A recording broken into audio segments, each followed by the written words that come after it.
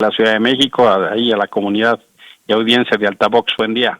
Estuviste por acá el fin de semana, hace unos días estuviste acá en territorio potosino. Espero que te haya recibido, que te haya tratado muy bien San Luis Potosí. Oye, preguntarte, ¿de verdad era necesario, de verdad era tan importante que la presidenta de México iniciara esta demanda contra el abogado de Ovidio Guzmán? Sí, sí, antes de contestarte, efectivamente estuve en San Luis. Siempre es una alegría, es una ciudad preciosa. En Somos México tuvimos asamblea, lo logramos, fue un espacio muy bonito y eso me da mucha alegría. Y regresando al tema, Erika, fíjate que hay dos posibilidades. Diría el clásico, pero qué necesidad, ¿no? Pero qué necesidad, citando al clásico. Y la segunda es, mira, mejor invento infiernitos para no entrarle a los temas sustantivos. La verdad es que, en mi opinión, que la jefa de Estado mexicano se enganche con el abogado narco constituye una cadena de errores, no solo un error, sino una cadena de errores. Primero, darle referencia, credibilidad, interlocución al abogado de un narcotraficante me parece pues como un despropósito. Hay como un desbalance a nivel extraordinario. Para este abogado es el hit, digamos, lo hizo todo un personaje, nos enteramos de él, sale en los periódicos, en los noticieros. Para este abogado son sus 5 minutos de fama. Él ya ganó. Él ganó, pero por todo. Además, después de esto, sus servicios van a ser todavía más caros. Claro. ¿No? Y además un cuate articulado, estructurado, habla muy bien, ¿no? Claudia Sheinbaum no gana nada, pierde. Segunda, me parece que fue un grave error doble haberse ido a Sinaloa a responderle.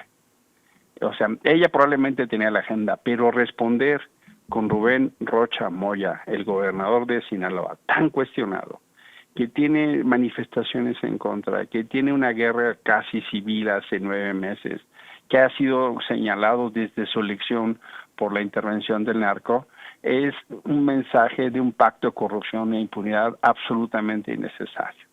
Tercero, que responda al asunto de la investidura presidencial. Pues es más o menos el argumento cuando no hay argumento. Eso, una presidencia no puede olvidarse de la regla, que el respeto no se exige, el respeto se otorga. Me parece que fue un grave error. Cuarto, no tomo en cuenta el contexto, porque lo de Cienfuegos, pues por supuesto que afectó gravemente las relaciones en términos de que el secretario de la Defensa Nacional del sexenio de Peña Nieto fue a Estados Unidos, a Anaheim, para llevar a sus nietos a Disneylandia, y ahí lo detienen. ¿Quién lo detiene? El fiscal que detuvo a García Luna, que tanto celebraron. El fiscal que mandó detener a Beitia, el fiscal de Nayarit, hoy preso. Lo celebraron con tambora y lo siguen celebrando. Él mismo lo detiene, López Obrador lo celebró y al día siguiente se desdijo porque probablemente la cúpula militar lo fue a presionar. Con el ofrecimiento de juzgarlo en México, lo regresan y estuvo 20 minutos en la Fiscalía General de la República. Probablemente el tiempo que tardaron en darle un café. Pero no solo lo exoneraron, luego López Obrador lo condecoró. Sí. Hubo una ceremonia del 200 aniversario del Colegio Militar y él fue director. Entonces, y eso, por supuesto que para la justicia de Estados Unidos es un agravio. Y todo esto, pues claro que genera una reacción muy fuerte de Trump. Le manda una carta a Sheinbaum diciendo, ahí va el arancel a los tomates porque ustedes no están haciendo lo suficiente. Ahora resulta que responde con otro error, que es la de la demanda al abogado. Pues la verdad, en ese orden de ideas tendría que demandar a Trump, porque la Casa Blanca ha dicho cosas peores del gobierno mexicano, Sí, claro. en cartas, en declaraciones, a través de sus secretarios. O sea, si la señora Sheinbaum, la presidenta de México, va a demandar a quien hable mal de ella, pues bueno, va a tener mucho trabajo haciendo demandas y no gobernando. Ahora, me quiero detener en el primer punto que tú ponías sobre la mesa. ¿Es una distracción? ¿Y una distracción de qué? ¿Están buscando un enemigo en común para que todos nos enojemos con ese personaje, para distraernos de qué? Mira, yo creo que sí buscan generar indignación y es déjame decirlo así, el discurso patriotero vende, ¿no? Están atacando, se atacan a la presidenta, atacan a México, y no es así. Hay una serie de problemas muy severos. Morena se ha puesto en un lugar muy incómodo y voy a decirlo como se dice en la cultura popular. Se está llevando entre las patas al país, porque este fenómeno de la alianza de integrantes de ese partido con el narco es cada vez más fuerte. Y no lo digo yo. Por ejemplo, ¿qué tal las declaraciones del gobernador de Tabasco sobre Adán Augusto y sobre el que era su secretario de Seguridad? Es decir, dice el gobernador de Tabasco que estaba vinculado con el crimen, que era el líder del cártel de la Barredora en Tabasco, de narcotráfico, huachicol y secuestros. Sí. Pero también ha pasado con denuncias similares a lo que sucedió en Morelos. Hoy la gobernadora de Baja California no tiene visa y ha pasado con otros presidentes municipales de Tamaulipas o señalamientos que se han hecho sobre el gobernador de Sinaloa de Tamaulipas. Ese es el problema sustantivo. Y el fenómeno de la agenda México-Estados Unidos tiene, Erika, 3 componentes: fentanilo, migración y seguridad, la lucha contra los narcos. Claro. El tema del comercio, por supuesto que es utilizado por Donald Trump como un mecanismo de presión.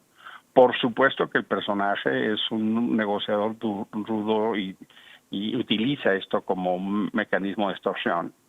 Pero lo que genera es debilitar al gobierno mexicano para las negociaciones comerciales por venir, Erika. Claro, que ese es el asunto de fondo. Finalmente te preguntaría, ¿hay argumentos realmente por parte del gobierno mexicano para decir que aquí no hay impunidad para los delincuentes cuando pues ha sido Estados Unidos quien ha tenido que entrar por el Chapo, por Ovidio, y podríamos aquí enumerar la lista interminable, pero ¿realmente hay argumentos como para decir que en México no opera la impunidad?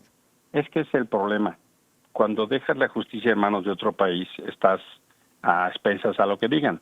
Decían en un meme que Claudia Sheinbaum estaba muy preocupada por 2 bocas, por la boca del Mayo y por la boca de Ovidio, a ver qué dicen, ¿no? Y si tú ves nerviosismo y tú ves tensión en el Palacio Nacional y otros actores de Morena, pues sí, cómo no.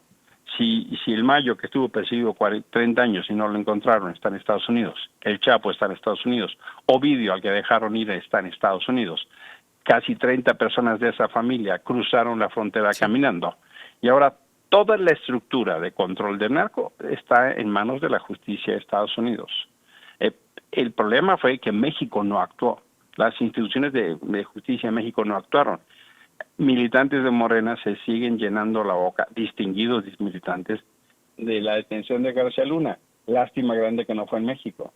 Y en México, en general, la Fiscalía y el gobierno no pueden presumir nada, incluso los operativos recientes que han detenido o encontrado 70 millones de litros de huachicol que ya no existía, que han desarmado laboratorios de fentanilo que no existían. Sí. Nunca hay detenidos, Erika, nunca hay detenidos.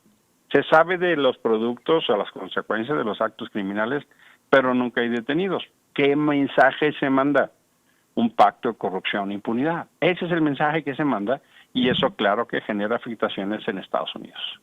Emilio, como siempre te agradezco mucho que nos permitas platicar contigo y seguimos en comunicación. Muchas gracias. Claro que sí, un fuerte abrazo, a la próxima. Muy buenos días, Emilio Álvarez y Casa platicando con nosotros.